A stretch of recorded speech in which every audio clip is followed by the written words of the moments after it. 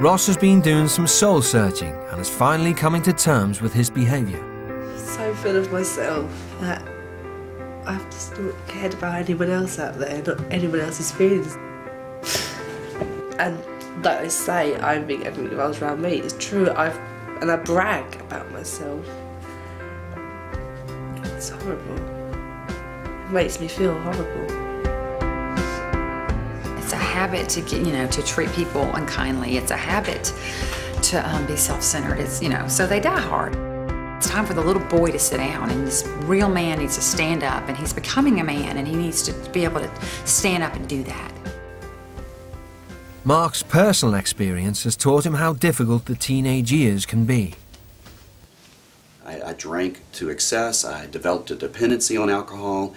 It's one of the reasons that I'm so adamant about protecting my children from those same kinds of horrible mistakes. Throwing the kids to the wind and hoping for the best and letting them stumble into adulthood by themselves. I can't imagine anything more irresponsible or more detrimental to a child's development. So it's holding the line in, and when I flick it, I'm just going to let it go. Just flick it and let it go. Mark leaves nothing to chance with his own teenage sons. When Hunter turned 16, Mark took him away for the weekend to talk about sex and purity. I learned so much about him when we're together just one-on-one. It builds the trust in each other, it builds our relationship. But it's also just a critical time for us to be together and get away without distraction in order to talk about really, really important subjects as they cross that bridge from adolescence into manhood.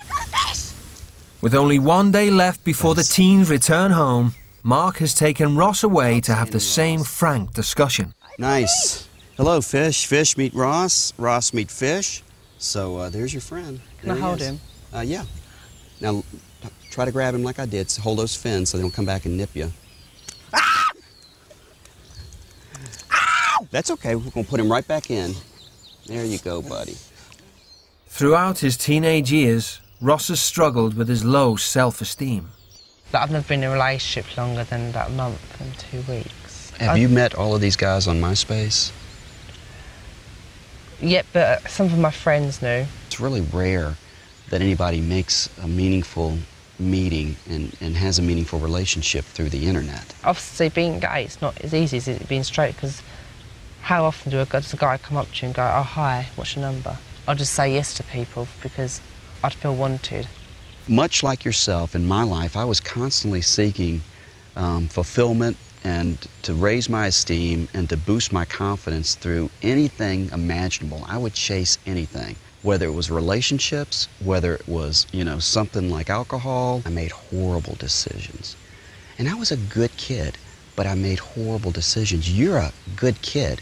You're just not making great decisions. But just like me, you can make a choice and you can begin to change, and you're doing that this week. My hope and my prayer for you, Ross, is that you've got the strength to continue, and I believe you do.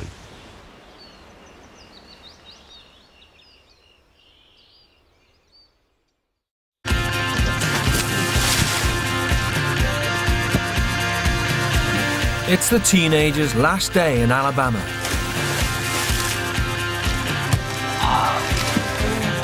And Mark has one final request for Ross.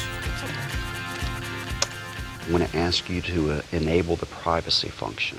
There's no reason why anonymous people should be able to come onto your page and leave abusive, negative, horrifyingly detrimental comments. All right, is that okay? Yep. Are you in agreement with that? Yep. I would like to be able to not use it as much. I know for myself I would never be able to get rid of it. I don't even want to get rid of it. That's not my aim. But I think more of an aim is to try and maybe find something else to do other than MySpace when I'm not, when I'm at home. The Garnetts have invited some friends round for a goodbye barbecue. I'm collapsed on the floor, wetting myself. My friend's next to me, they're dying, literally. Steam's coming up their head. While the barbecue is in full swing, Mark has a few words of encouragement for the British teens. Think about the things we talked about this week. You know what's to do and what not to do. And, be respectful to your mom as you will be, and know that they love you, and you have an opportunity to start fresh, you know, with every bit of confidence and faith in you. Thank you. Yeah, you got what it takes. I believe in you. I really do. Don't worry about what's happened in the past. You can't do a thing about it.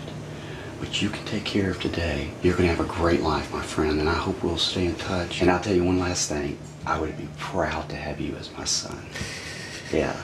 And I thank you for letting me be your dad this week. Thank you so much. It's been a pleasure. Oh, man. It's been great. Thank you so much. I'm really going to miss them. And it has been such a pleasure to be here this week. It's been hard, but it's been worth it. Here we go.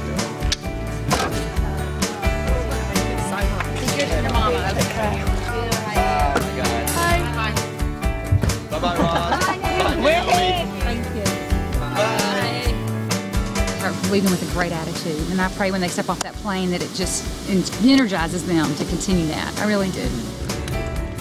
Very much looking forward to now to becoming the Ross I was, the original me, the happy, smiley, jokey Ross. I think when I get to that stage again, I think a lot of things will change, a lot of things will be different. Never really sat down and talked with either of my parents about my feelings. Never really sat down and talked about what's happened and why everything's happened and the past and stuff and how we can just move forward and make it a positive thing.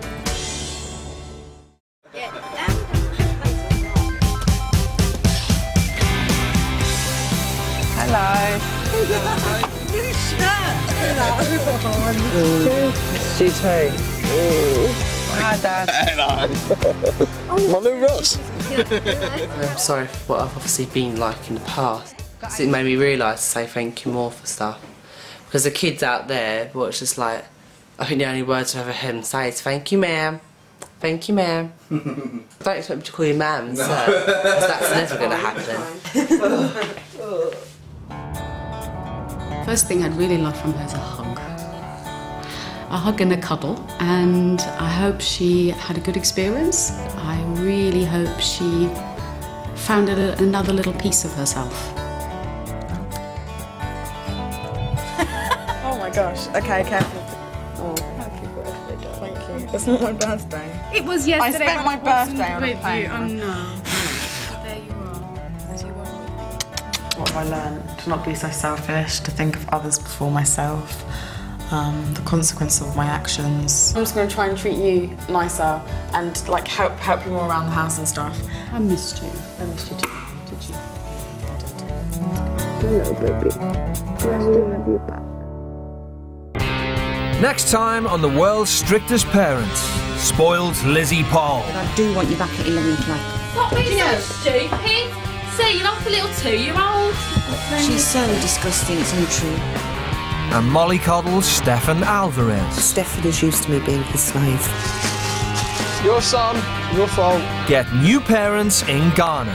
Clean and stack. And if you break a plate... Basically, she seems like a power-mad Nazi dictator woman. I won't let you cheapen yourself in front of me. Sorry, but I'm not fucking slag having a boyfriend.